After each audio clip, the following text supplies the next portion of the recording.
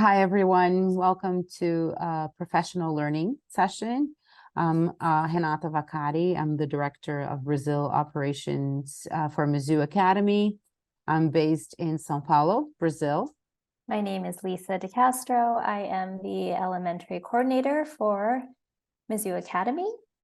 I am based in California and I'm very excited to partner with Renata on this session. Yeah, it's my pleasure too. So today we're going to have a session giving you some basic ideas of bilingualism and some concepts of second language acquisition to try and help you get prepared for your interactions with the programs and the students in the classroom. I'm going to share my screen.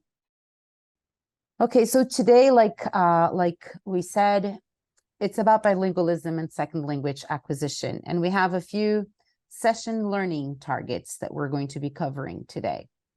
First, we'll discuss some basic concepts of bilingualism. Then we'll move to learn about and review the 5 stages of language acquisition development. And lastly, we'll talk about some of the factors so that you understand the factors that affect language development. So also we're going to have a quiz at the end of this video. So, take notes in case you need some information to be able to answer the quiz. Okay, so let's just start by thinking about bilingualism and what it means to be bilingual. There are many different ways that a person can acquire a second language. One way that people become bilingual is through a specific linguistic learning program. So, for example, I might take courses in Spanish as my second language and with the hopes to become bilingual in that second language. There's also a lot of folks that become bilingual through experience. So, for example, maybe their home language is Portuguese, yet at school, they are also learning English and they have the benefit and the life experience of being bilingual. Yeah, and sometimes they become bilingual because they move to a different country and they also are immersed in that second language. But anyways, being bilingual in the end is being able to function and communicate in 2 languages, at least 2 languages. Well, thinking of the types of bilinguals, there's some criteria that we need to use. The first one is the relationship between the 2 languages. So when that can create an ambilingual, a balanced bilingual, or a dominant bilingual. What is the difference between them? An ambilingual is someone who is a native speaker, is 2 native speakers in one. So this is usually a child that was born in an environment where 2 languages were spoken freely, and they just grew up acquiring the 2 languages at the same time since birth. So they become 2 native speakers in one.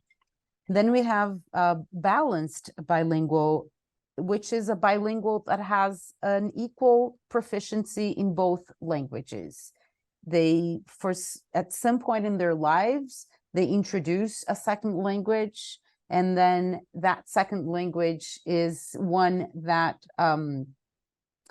where he is equally proficient in as his first language. This is obviously throughout time as he has an experience with that second language that came after the first language, but that person becomes equally proficient in both languages. It could be, for instance, someone who moved to a new country in the middle of their life experience. Maybe they're a teenager and they speak only their native language, and then they move to a different country and they are immersed and they acquire the language of this different country that they moved in, but they do not lose that first language. They continue speaking that first language at the house with family, so that person becomes equally proficient on both languages. Another criteria that we need to look at is the direction of the development of that second language. So we can consider somebody an ascendant bilingual because the ability in the second language is growing. So that person is becoming more and more proficient and fluent in that second language. The direction of the development of language too can also be the opposite. So that in that way, we have a recessive bilingual, which means that the functionality, the function ability in the language, in the second language is decreasing. So what is the difference here? It's really, sometimes we have a family, for instance, that migrates to a different country. They're leaving their home country for good because they want to change in life. And it so happens in a way that their first language is used less and less and less. So that becomes less common, and the second language takes over the first language. So that's the direction of that second language. It's either growing or it's going it's decreasing. It's either growing or decreasing. And then the third criteria is the circumstances that are leading to bilingualism. A natural bilingual is forced by circumstances to become bilingual.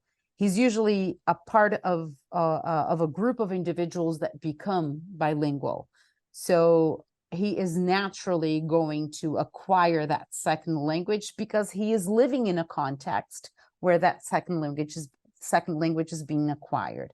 An elective bilingual is someone who chooses to become bilingual. It's something that he seeks. So he looks for an English course. He looks for a situation where he will be more exposed to a second language because he so wants to become a bilingual. He elects to develop this second language. So you can see that a lot of the factors between these three types of criteria kind of overlap, but this is basically how we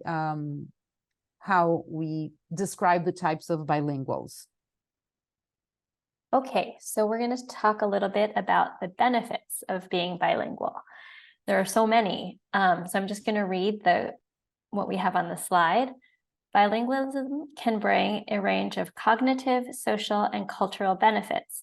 For example, bilingual individuals may have enhanced problem-solving and multitasking abilities, as well as greater flexibility and adaptability.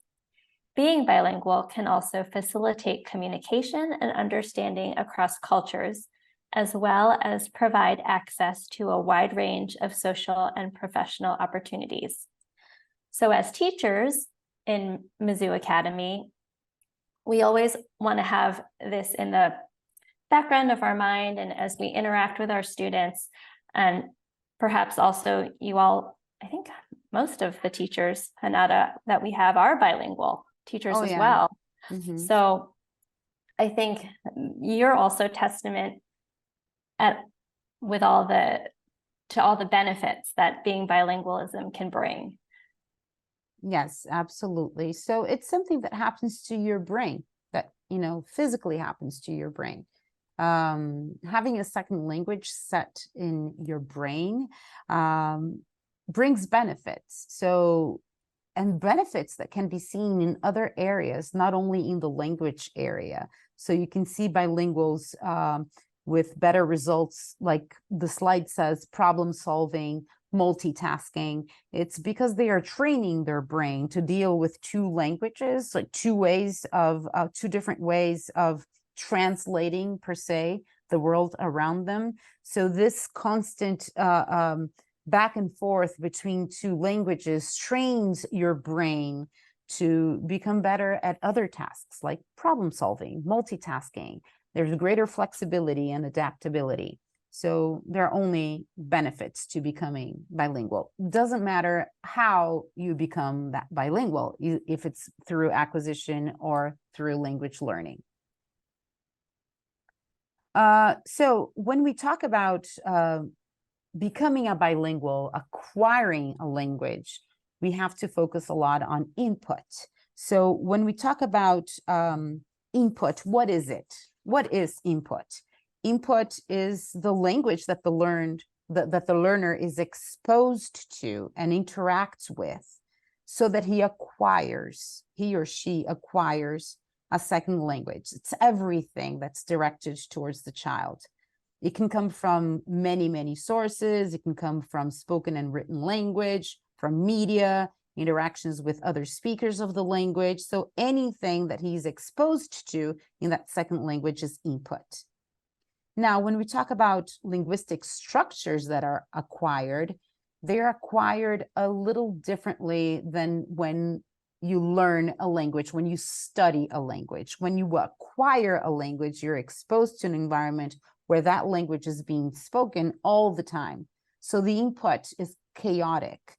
You don't think that you're going to first expose the student to a certain language structure, and then when he is comfortable with that structure, you expose them to a little more complex structure, and there's a planning of what to expose the student to. No, when we talk about language acquisition, the input comes from everywhere, all the time. It's chaotic in different levels. We're not thinking if we're using a language that is too complex, or if we're not going to, as we speak, make sure that we focus only on simple present, because we're talking to a specific student that might not be ready for more complex verb tenses, for instance. No, we just speak. We just expose the student to language. So the input is what we call chaotic input, in a very good way, but still chaotic input. They do not learn one structure at a time. Everything's together. It doesn't make sense. The child cannot interpret hypotheses of language structure, of linguistic structures. Now, there is a building of parameters that happens. They filter these parameters out of this chaotic input. Because of this chaotic input and the context in which that language is being spoken, the student or the child starts making sense of what type of communication is happening at that moment, not only because of the language, but because of what he sees and because of what he feels and because of body language. And there's so much that's happening at the same time. So once the student starts making sense of that chaotic input, that's when he filters the parameters, the linguistic parameters. So it's interpretation of more hypothetical structures.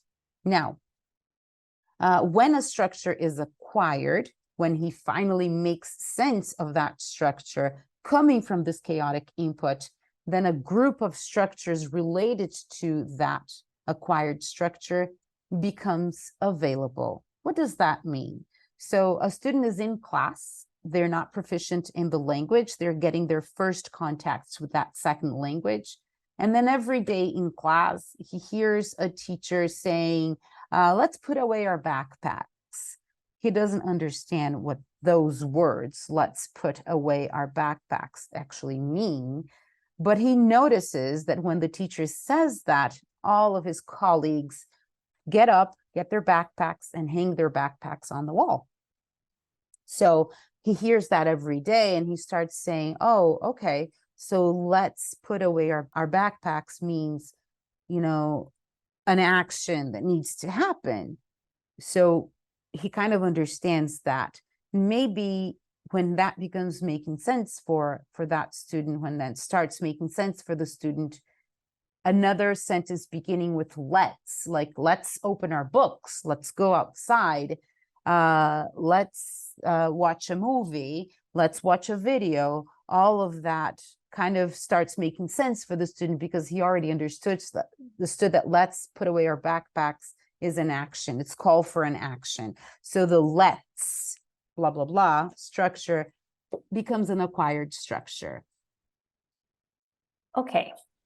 So given what you've heard so far in our slideshow, take a minute to think about what is the difference between learning a language and acquiring a language? From everything that we've said so far, language acquisition is an unconscious learning of a language. As you're constantly exposed to that language, and input is chaotic, structures are acquired, and all of what we said until now. Language learning, on the other hand, is learning a language through a formal education method. Direct instructions and rules are provided by an educator. So it's usually what happens when you look for English language schools, because then you're studying the language as a subject. You're learning it through a formal education method. So that is the big difference between language acquisition and language learning. Okay, so now we're going to take a little bit of time to learn about the different theories on how students acquire a second language. And we're going to talk about this person named Krashen, who was an American linguist. His name's Stephen Krashen, and he did a lot of work on how specifically English learners learn a second language. And so, like Hanada was speaking about in the previous slide, there are two ways to think about learning a language. And so Krashen's acquisition learning hypothesis says that there are two systems happening. And one is the process of acquisition. It's a subconscious process. It's similar to the process children go through when they're acquiring first language. So they're like sponges. They're taking in everything around them. It can be subconscious. And then there's, on the other side of that, the learned system, the more formal educational instruction. Perhaps it's a class where students are also learning the finer, the more specific parts of the language. And those two systems are happening at the same time in conjunction as acquisition is taking place in the brain for the second language. So that's just one way to think about English language acquisition. Okay, so moving forward, speaking a little bit about the monitor hypothesis, which is explains the relationship between acquisition and learning. And it's also going to define the influence of learning over acquisition, on acquisition. So how does learning influence acquisition? So the monitor is going to be acting as a planning, editing, and correcting function inside the brain. Everyone has a monitor. That monitor tells you when something is good, when something is bad. It gives you that sense of that feeling, or this is good, we're on the right way, or this is bad, this is not the right way. It requires a few conditions, which are time, knowledge, and focus on form. So here's our monitor. So I have a little chart to show you. So the conditions, you need time to think. So imagine there's communication happening and the chaotic input is there, and that child who is immersed in this context is trying to make sense of language. So they're acquiring language, but there's a part of his brain, which is the monitor, that's constantly going to help him think, oh, this is correct, or this needs to be corrected. It's not exactly like that. This takes time. So the monitor needs time to think. It needs to be exposed enough to correctly spoken language, so that in case they are producing language that is not precise, that's not correct, that monitor will realize that in time and will correct and start producing that language correctly. So they need time to think. The monitor needs time to think. The monitor also needs knowledge. So even though the student is in a chaotic input of so many things happening in that second language around him, there has to be a moment where that student is going to actually learn the rules of the language, because that's also going to give that monitor knowledge to be able to decide if the way that language is being produced is correct or not correct. So time to think, knowledge, to be formal knowledge, so that it helps them also do their monitoring. And finally, focusing on form. The monitor or the needs to give the speaker a need to use the correct form. That can be because of many, many reasons. It can be a teacher trying to help the student change the way that they're saying something so that it becomes an accurate way of saying it. It can be that they are conscious enough that they want to produce language more accurately. It can be that that child has been corrected so many times on that same exact point that they just start to want to speak that correctly. So these three factors, they really need to happen together. So time to process, a knowledge of what form is the correct form, and a need to say something the correct way. All of that happening at the same time will be learning acting over acquisition, so that acquisition produces a language that is precise. Okay, so Krashen also had something called the input hypothesis. And this is a hypothesis that explains how the language learner is acquiring English. And it's really helpful to think of a staircase in your head as an image, especially as the teacher. So let's look at our English learner. He's on the bottom step here. That's what the I stands for. And as he progresses with English language acquisition, he's going to be moving up the staircase. And what we as teachers want to remember is that the input is really important for this English learner. So we don't want to be providing input at the current level that he's at. We actually want the input to happen at a +1 or slightly above where the English learner is at, because that's what's going to sort of be like the sweet spot for this comprehensible input, which is the star on the image. So as a teacher, you're always going to want to think about the type of input that is stretching or having the English learner grow, so that he has to continually progress on this imaginary staircase for English language acquisition. Also, Lisa, I think it's important that, you know, the level of input, like you said, a +1, you have to be careful not to overwhelm the input also, because when it becomes too much, then they just kind of not want to continue. And that has a lot to do with what we're going to say next, which is the affective filter hypothesis.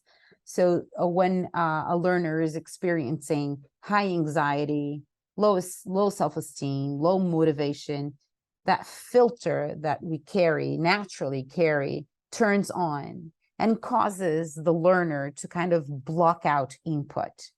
So a case that can cause that is when that input is too overwhelming for the student. It can't be on the same level, because then they're not challenged to increase the level of English or language that they have.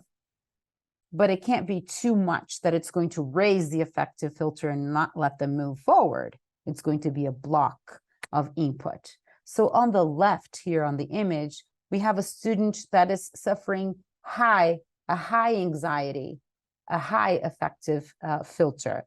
So you can see that there's a wavy line there that is blocking input from reaching the student. What's happening to that student? He's not being sufficiently motivated, his self-esteem is low, and he's got very high anxiety.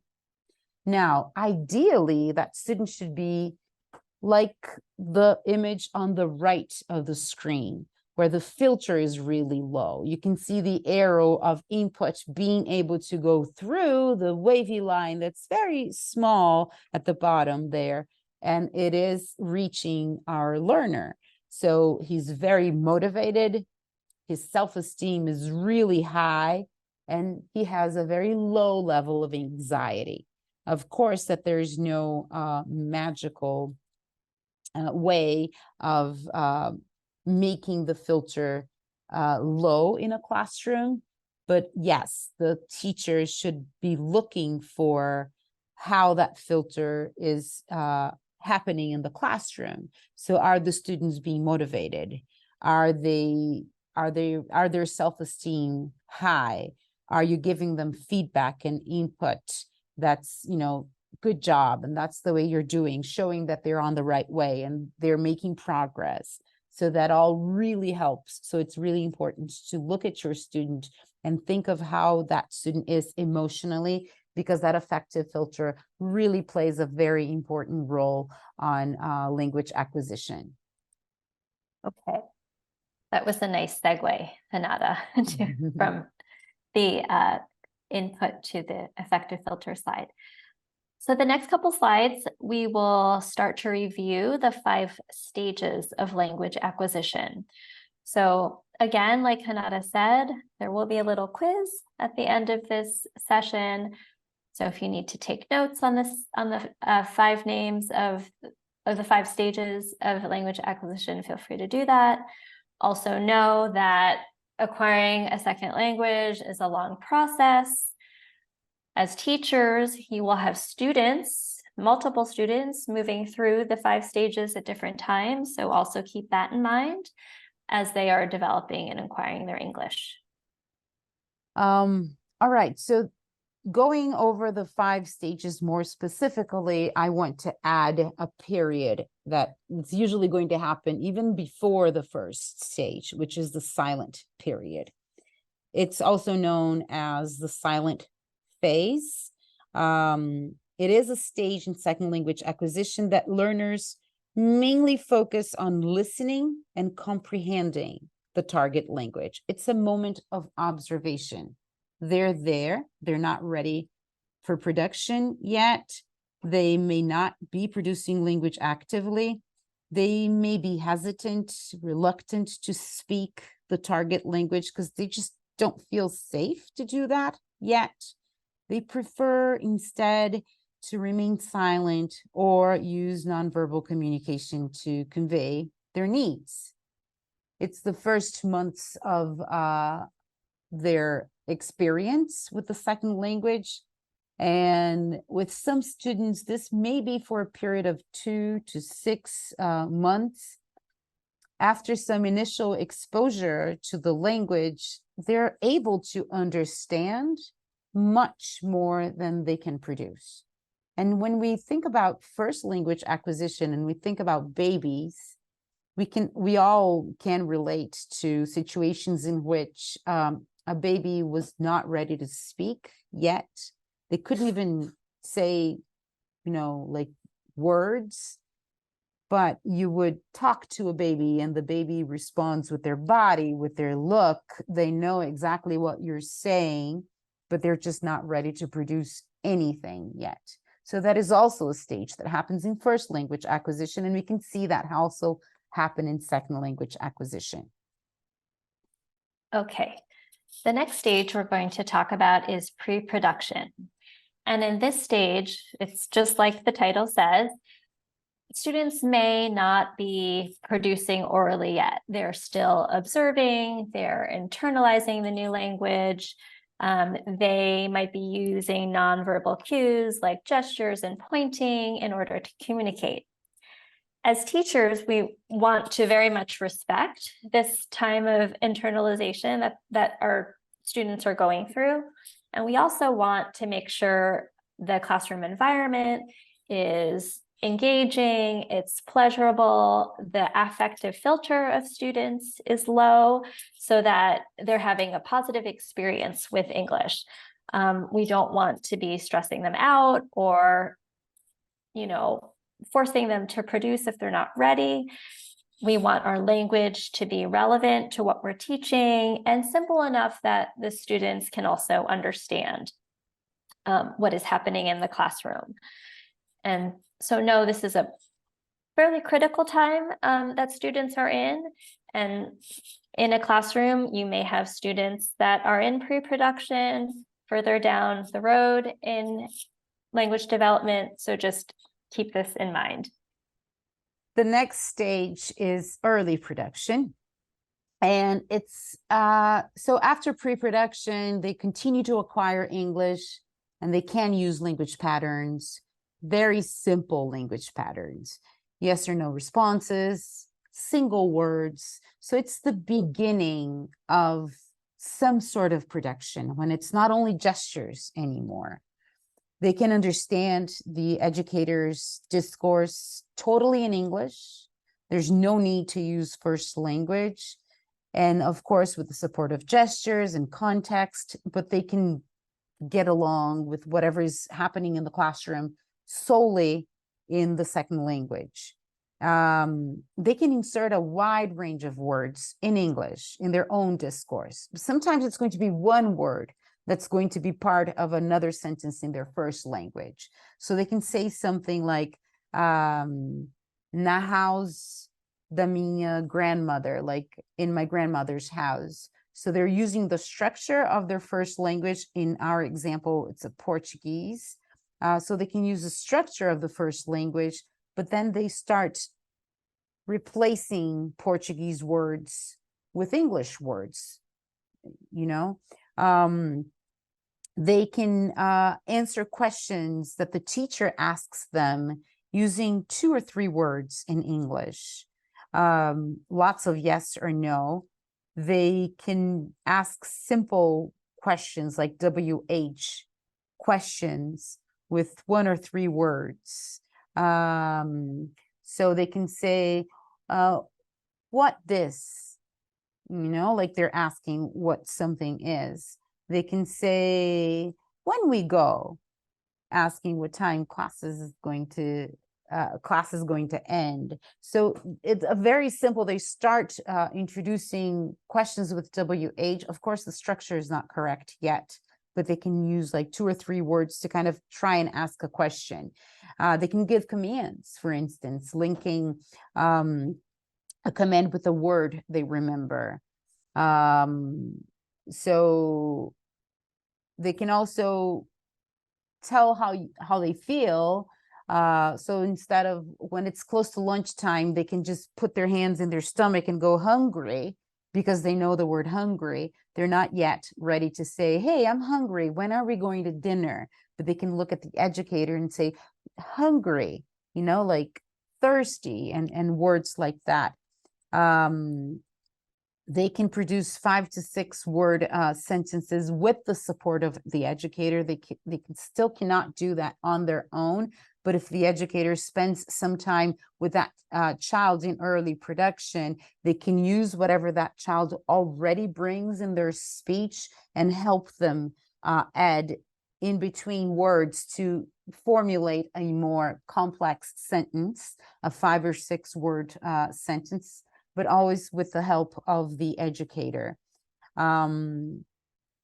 So sometimes they're also going to produce sentences that use words in English, but still follow the structure of first language. There's a lot of, the first language is going to be very much present in terms of structure as they're trying to speak the second language. That's also very, very common when you're talking about early production. Okay, the next stage is speech emergence, and this is a really exciting time for our students because they're starting to use simple sentences and ask simple questions. And this is where they start really engaging more in their second language. So as teachers, input really matters at this stage. So you want to be speaking in English with normal speed, explaining new vocabulary words so that they can internalize these words and start using them. Students at this stage are also able to talk more about themselves. They can tell stories. As a teacher, you can also vary the types of input and exposure the students have at this stage. So songs are really helpful to provide more input, videos, read alouds, picture books where they can follow the story and also still look at the pictures to see what's happening. A very exciting phase because they're really not only soaking in the language, but also starting to produce it. Yeah, so after they go to speech emergence, is exactly what Lisa said. They feel their affective filter is low enough in their knowledge of the language. They feel safe enough to start producing. And then the next stage is the intermediate fluency. They talk freely about their likes, their dislikes. They give reasons. They've had a lot of practice during speech emergence, and now they want more. They want to make that speech a little more elaborate. So the fluency is becoming much, the fluency is flowing much more. So they describe with details a place, an event that they have attended. They understand main ideas of movies, of songs, of reports that they read. Educators should also focus on providing complex and interesting language for the student. Remember, input plus one. They're moving towards a more complex production. They're in their intermediate stage, but they want more. They want to become more fluent. So the complex and interesting language for the student is really important. They need to be interested in whatever is happening in class. We need to spike that interest. That should be done in a way that is more elaborate and sophisticated than the student's actual level of competence. Again, input plus one is really important in all the stages, really, but in intermediate fluency, it becomes a more evident importance. We need to explore richness of language, adjectives, language constructions, phrasal verbs, idioms. We start giving a little more complexity to the language that they're exposed to. They need to understand not only the language itself, but the different genres, contexts in which the language is used. So students are fairly comfortable in social language situations, state opinions, and ask for clarification. And then finally to the last stage. Yes, the last stage is continued language development. And this is where consistency and practice every day is very important. And like Hanada mentioned in the previous stage, the language that's being produced and also written is going to be more sophisticated, more complex. The interesting thing about this stage 2 is not only is the learner using their second language to communicate, but they're also learning more subject-specific content, science, history, through their second language. So depending on your classroom or your group of students, typically as they get older, young adults, they'll be in this last stage of language acquisition. Yes. And I think it's really interesting how when we know about those 5 stages and even the silent period, which is the very first one, even before pre-production, how important it is for us to observe what's happening to our students in class. Because knowing probably which stage our students are is going to help us also prepare our classes in a way that that input is going to be helpful for language development. And sometimes small things that happen in a classroom, a word that that student tries to write down, even if it's not spelled correctly, but the fact that they're even trying to write that word is something amazing that needs to be acknowledged. And because there is language acquisition happening there. It may be that that student is moving from one phase to another, from one stage to another, And knowing that that is happening is really important for the teacher so that they know exactly what to do with that information and, you know, how to help each student individually and the group as a whole. Because like what Lisa said, sometimes in that same group, you may have students in silent period, in pre-production, and in early production all together in the same class. And how do we foster the needs of the students in a classroom where many stages are happening at the same time? It is possible, but knowing that these stages even exist and that they're there, and, you know, knowing how to see when they're happening is really going to be helpful for a teacher as they plan their classes. Oh, one thing that also you made me think about, Hanada, which you mentioned, was how important feedback is at especially the later stages, giving our students feedback and making sure there's a balance between positive feedback. You know, we want them to have their affective filter low, and also some critical feedback so that they can make some improvements and continue growing. So yes, in this last stage, the students are participating in classroom activities, and we as teachers are giving them additional support with their comprehension, academic language. So again, that's subject specific, and any cultural information that helps them grow and learn. And what is also nice to reflect, if you as a teacher, as a coordinator, if you're familiar with more of our programs, if you are familiar with elementary, middle school, and high school programs, you can, here's a thought, you know, kind of reflect of usually where will you find, what stage will you find high school students in, elementary students in, middle school students in.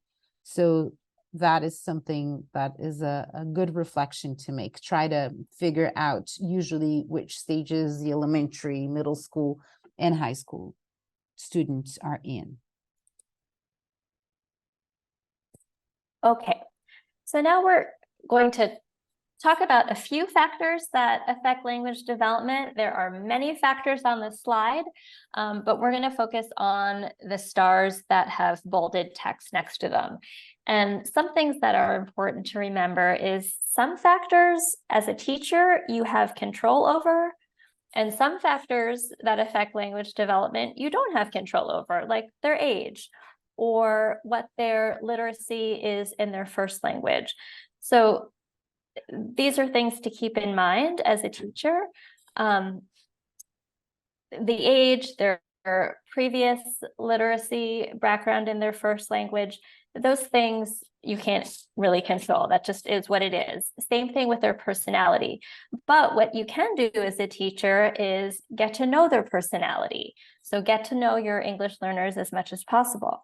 Because if you have one student that's an introvert, their language development might look very different than an extroverted student that is ready to produce. Does not matter if he or she is speaking correct grammatical English. They're just going to go for it, versus the quiet student who might need a lot of time, might spend more time in the silent or pre-production stage until they feel really confident producing.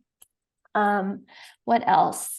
The language environment. So again, as a teacher, that's something you can have more control over, making sure your language environment is a place where students feel safe, where they trust that you will care for them and not make them feel